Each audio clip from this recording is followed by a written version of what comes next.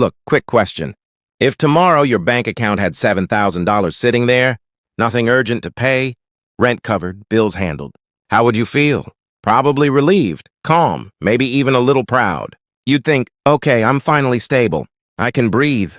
And here's the thing. That exact feeling, that's where a lot of people accidentally stop building wealth. This is the $7,000 comfort trap. And if you've ever felt fine financially, but somehow never moved forward, this video is about you. My name is Sashi, and I spend way too much time thinking about why people get stuck financially even when they're doing everything right. If you're someone who earns money, pays their bills, saves a little, but still feels like real progress never happens, make sure to hit the subscribe button and give this video a thumbs up if this helps you out.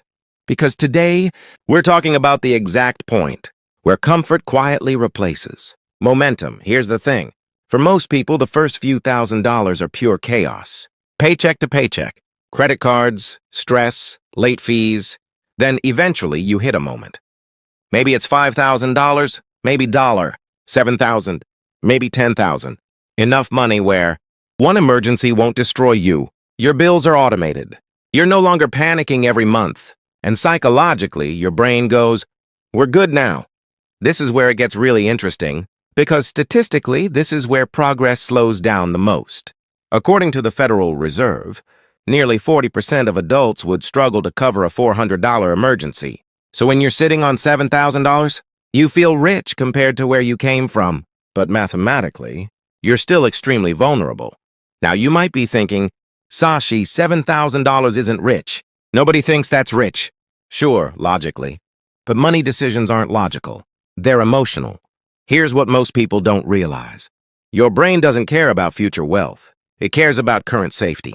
At around $7,000, you can replace a phone, fix a car, cover a few months of expenses, so your nervous system relaxes. And once comfort enters the picture, urgency leaves.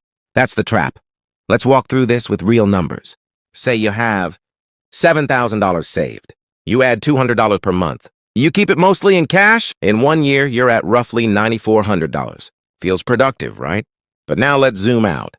If instead you build an emergency fund, say $5,000, invest the remaining $2,000, increase contributions as income rises. At a modest 7% annual return, investing just $300 a month for 20 years turns into roughly $150,000 plus. The problem? Most people never increase the $200. Why? Because comfort convinces them they don't need to. Here's another sneaky part. When comfort arrives, lifestyle quietly upgrades. Not big stuff, small stuff. Slightly nicer groceries, more food delivery, subscriptions you deserve now, a car payment that feels reasonable. Nothing dramatic, no reckless spending.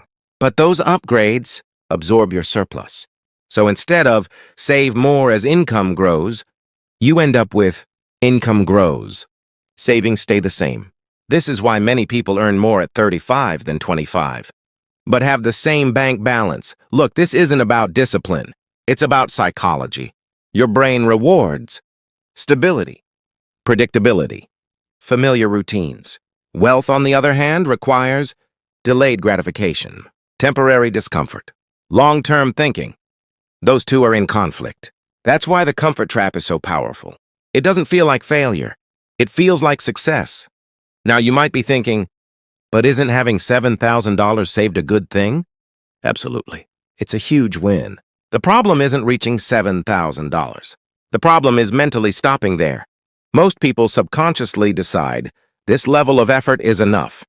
And once effort plateaus, results plateau. Here's what most people don't realize. Your first wealth ceiling isn't income-based. It's comfort-based. The moment your life feels manageable, you stop pushing. Not intentionally, not lazily, naturally. And unless you intentionally reset your goals, $7,000 becomes your forever baseline. So, how do you escape the comfort trap? 3 simple shifts. 1. Redefine safe. Safety isn't a number, it's a system. Emergency fund, investments, insurance, cash flow.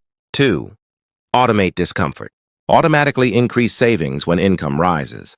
If you never see the money, comfort can't steal it. 3. Measure progress in years, not months. Short-term comfort feels good. Long-term freedom feels better. I've seen this over and over. People who struggled for years finally breathe. And then stay there for a decade. Same savings, slightly nicer life, no momentum. And then one day they wake up at 40 thinking, why doesn't my money reflect how hard I've worked? This video is to make sure that doesn't happen to you. Look, comfort isn't the enemy. Stagnation is. The goal isn't to feel stressed forever. The goal is to use comfort as a launch pad, not a finish line. If you're around that 5K, 10K mark right now, this is your moment. Don't stop at okay. Build toward unstoppable. If this video helped reframe how you think about money, hit the like button. It really helps the channel. Subscribe if you want more clear, honest financial thinking without the fluff. And remember, comfort feels good today. Momentum builds freedom tomorrow.